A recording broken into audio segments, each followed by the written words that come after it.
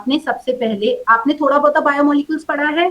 देखिए actually biomolecules क्या होते हैं?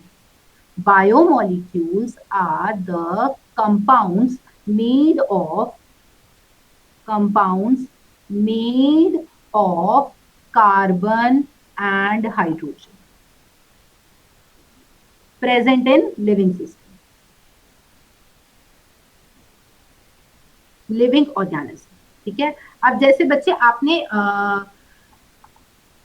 लिविंग ऑर्गेनिज्म, अब देखिए कोई क्वेश्चन नहीं पूछेगा मुझसे जब तक मैं इस चीज को पूरा एक्सप्लेन ना कर दूं। देखिए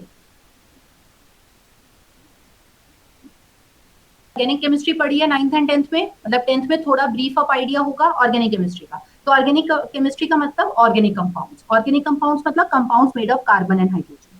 तो इसका मतलब biomolecules are also the organic compounds, ये समझ में आ रहा है, because they are also made up of carbon and hydrogen present in the living system. ठीक है ना? तो अब बच्चे अगर हम वेटेज देखें, hydrogen, carbon, oxygen, nitrogen, sulphur, sodium, calcium, magnesium and ion, silicones की in the earth crust, this is the earth crust and this is the human body। तो ये आपकी परसेंटेज है बच्चे। This table is given in your NCERT, तो आप इस table को ट्राई करना लर्न करने। ठीक है, you have to learn this chapter, you have to learn this table. ठीक है, इज दिस थिंग क्लियर?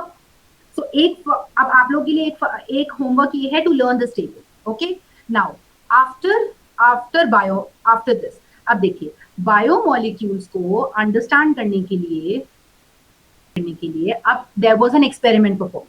ठीक है, I don't know if you have done this experiment और not in the previous class. पता है अब इस एक्सपेरिमेंट में क्या किया गया था? एक लिविंग टिश्यू लिया था। Everyone knows now what is a living tissue, है ना? अब लिविंग टिश्यू कुछ भी हो सकता है, ये कर लिया आपने। अच्छा, तो living tissue was treated with, हाँ जी, living tissue was treated with trichloroacetic acid,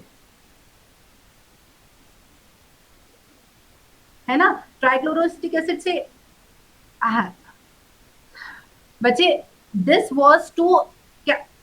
was to understand the composition of the living tissue. ठीक है ना? लिविंग टिश्यू को ट्राइक्लोरोएसिटिक एसिड के साथ ट्रीट किया गया था, Cl3CCOOH।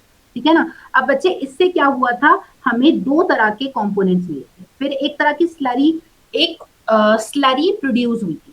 ठीक है, इन दोनों को ट्रीट करने से देयर वाज अ स्लरी। ठीक है, अब बच्चे इस स्लरी को जब फिल्टर आउट किया गया तब दो कंपोनेंट्स मिले, and what were the two components? There were acid soluble and acid insoluble. बच्चे स्लरी, अच्छा देखिए आप लोगों ने कभी आप लोगों ने मैकडॉनल्ड्स में एक आइसक्रीम खाई है जो बहुत सी बड़ी, अच्छा आपने केएफसी के क्रशर्स पिए हैं? केएफसी में क्रशर्स होते हैं, वो पिए हैं ना? तो वो बहुत ही थिक, तो मुझे बताओ फिल्ट्रेट के ऊपर कौन सा पार्ट रह जाएगा, एसिड सॉल्युबल या acid insoluble? Insoluble pool will be present over, है ना? और सॉल्युबल पूल आपका नीचे फिल्टर आउट हो जाएगा, तो that's why it is also known as filtrate. जो फिल्टर आउट हो जाएगा क्योंकि वो ऑलरेडी एसिड में सॉल्युबल होके नीचे आ जाएगा, है ना? और जो एसिड के अंदर नहीं सॉल्युबल होगा इट विल बी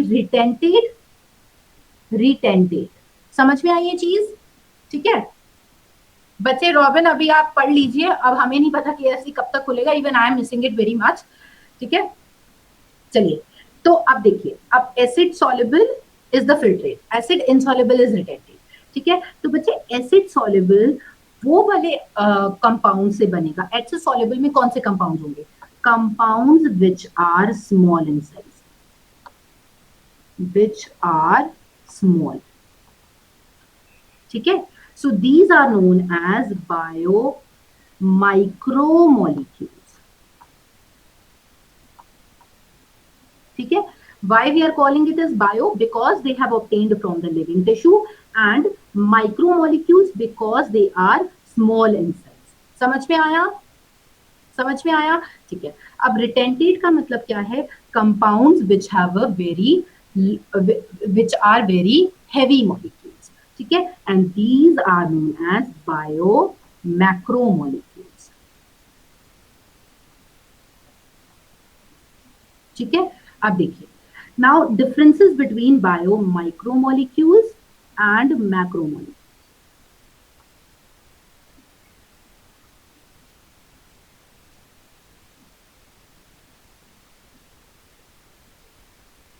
देखिए have a molecular weight of 18 to 80 dalton, right? समझ में आया?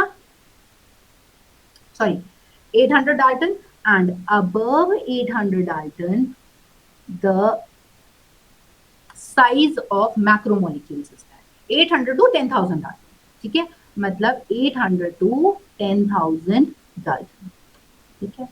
अब जो माइक्रोमोलिक्यूल्स हैं, they are present in the cytoplasm, present in the cytoplasm, and these form the cell organelles. ठीक है, समझ में आया? बच्चे Dalton is the unit in which Dalton is the unit in which the molecular size is you can say is measured. ठीक है?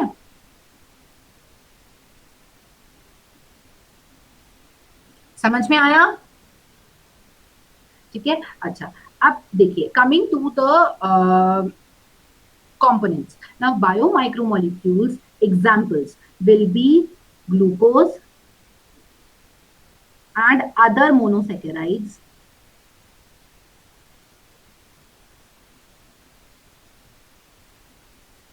amino acids, and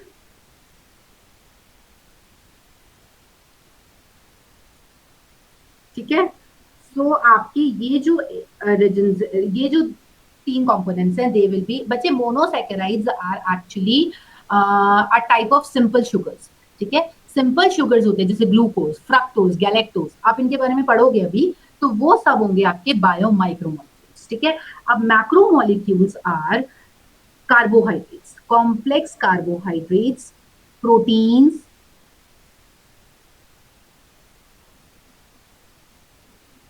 nucleic acids, ठीक है? अब बच्चे देखिए, और दूसरा है आपका लिपिड्स। बच्चे देखिए, अब लिपिड्स का सुनिए, लिपिड्स जो होंगे ये थोड़े कंट्रोवर्शियल है, ठीक है? अब कैसे कंट्रोवर्शियल है? लिपिड्स का साइज तो छोटा होता है, lipids have a size equal to 18 to 800 dalton, लेकिन lipids are not acid soluble, इस वजह से वो ऊपर ही रह में आया। Is this thing clear? बच्चे न्यूक्लियोटाइड्स will come here.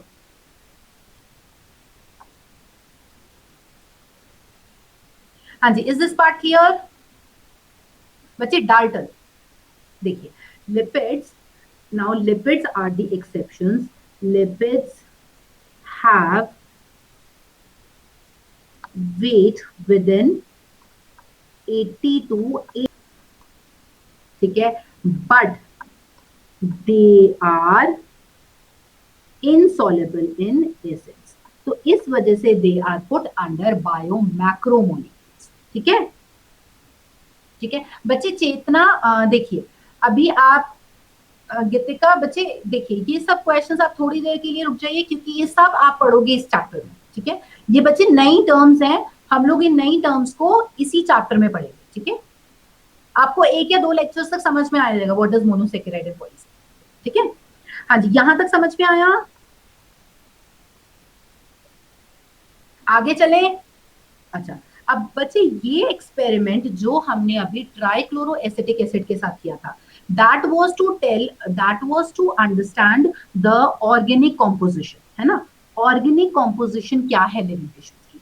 अब अगर बच्चे हम बात करें कि उसमें ऑर्गेनिक और इनऑर्गेनिक कंटेंट कितना है, तब हम क्या एक्सपेरिमेंट परफॉर्म करेंगे, ठीक है? Yes, just wait for a minute, ठीक है? In order to understand, to find out